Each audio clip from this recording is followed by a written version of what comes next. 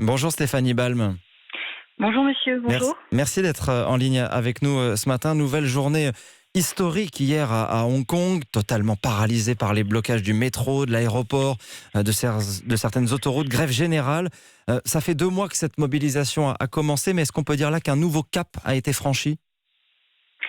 Ah oui, absolument. Et c'était un véritable test ce qui s'est passé hier. En réalité, il y a une escalade de la violence et des risques pour Hong Kong qui est tout à fait étonnante depuis le 9 juillet lorsque les événements ont commencé. Le 9 juin, lorsque les événements ont commencé avec 1 million de personnes dans la rue qui manifestaient contre le projet de loi sur l'extradition, un projet de loi qui pour l'instant a été annulé et retiré par le gouvernement de Hong Kong. Alors ce projet de loi effectivement était le point de départ, il a été retiré, mais la mobilisation continue et donc on le voit prendre de l'ampleur et des nouvelles méthodes. Ça veut dire que c'est plus profond que ça, que les revendications sont désormais bien plus larges ?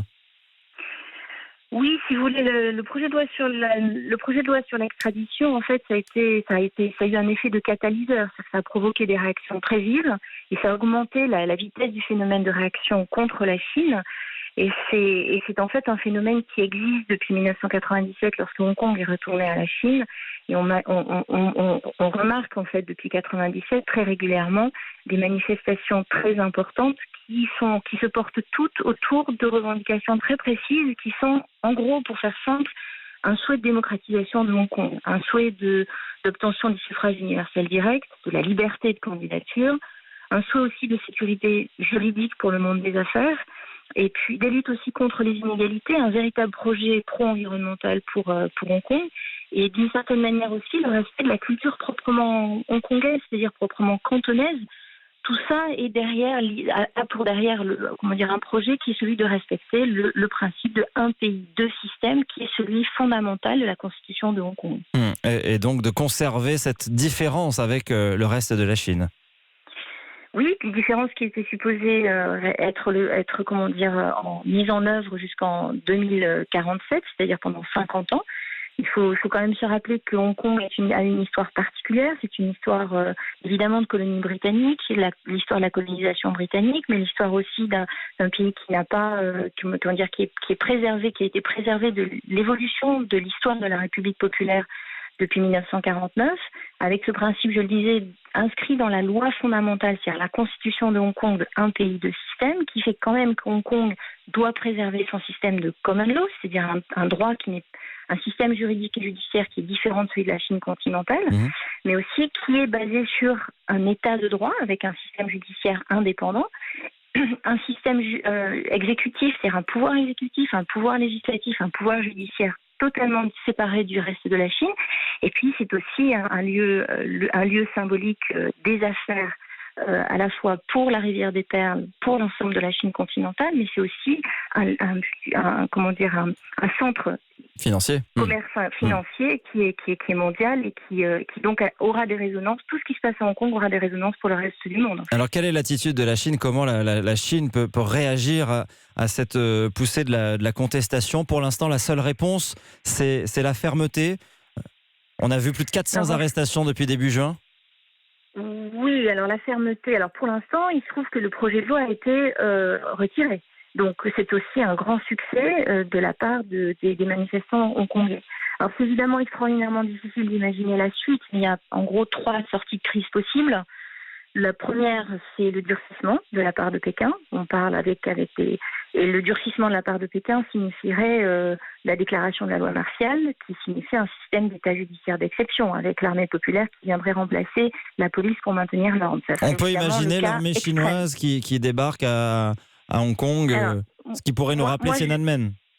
Je suis chercheur, je ne suis pas futurologue. Simplement, ce que je peux vous dire, c'est qu'il y a 3 situations possibles. Le durcissement de la part de Pékin, donc ça c'est un extrême.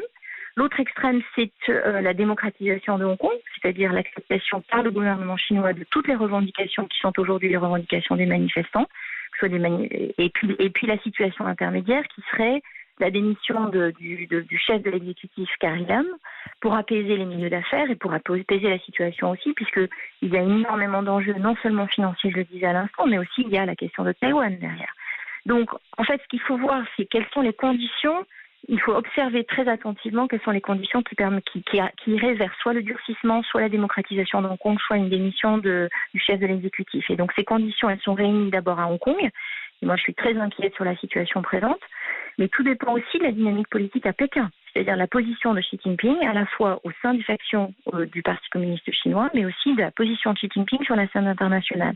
Et là, tout compte, y compris le conflit commercial entre les États-Unis et la Chine, dont vous venez de parler à l'instant. Donc il y a beaucoup d'acteurs qui sont impliqués. Une dernière question, Stéphanie Balm. Quelle est la résonance de ce mouvement côté chinois? Est-ce que les Chinois sont au courant de ce qui se passe à Hong Kong en ce moment? Alors, j'allais dire que les Chinois de Chine continentale qui sont connectés au monde sont évidemment au courant, sans qu'ils en fassent état de façon tout à fait, je veux dire, ouverte. Donc, dans les grandes villes de Chine et les grandes villes connectées à l'Internet, au-delà de l'Internet chinois, les gens sont au courant. Après, ils sont au courant via les médias chinois eux-mêmes, c'est-à-dire que c'est largement filtré.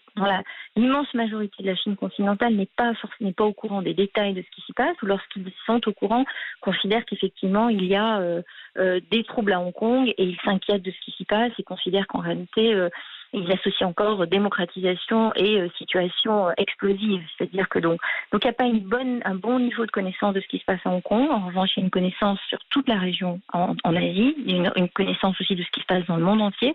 Parce que là, contrairement à la Chine, les caméras du monde entier, les radios du monde entier sont présentes pour rendre compte de ce qui se passe à Hong Kong. Donc un nombre croissant de personnes va être au courant. Et par ailleurs, il y a aussi des déclarations de la part du gouvernement chinois très récemment qui ont indiqué, qui ont pris position de façon très dure sur Hong Kong et donc qui ont aussi se sont exposés à faire connaître ce qui se passait à Hong Kong pour le reste de la Chine. Donc en fait, au-delà de votre question, l'important c'est quel effet peuvent avoir les événements de Hong Kong sur le reste de la Chine. Pour l'instant, c'est relativement contenu, mais c'est la grande crainte du gouvernement chinois qu'en réalité, ce qui se passe à Hong Kong puisse un jour se passer dans les grandes villes, que ce soit Shanghai, Pékin ou d'autres grandes villes chinoises. Merci beaucoup. Merci Stéphanie Balm d'avoir été en ligne ce matin avec nous pour décrypter cette situation à Hong Kong. Je rappelle que vous êtes directrice de recherche au Centre de recherche international de Sciences Po. Vous avez d'ailleurs vécu et mené certains de vos travaux à Hong Kong et à Pékin. Merci beaucoup. Belle journée à vous.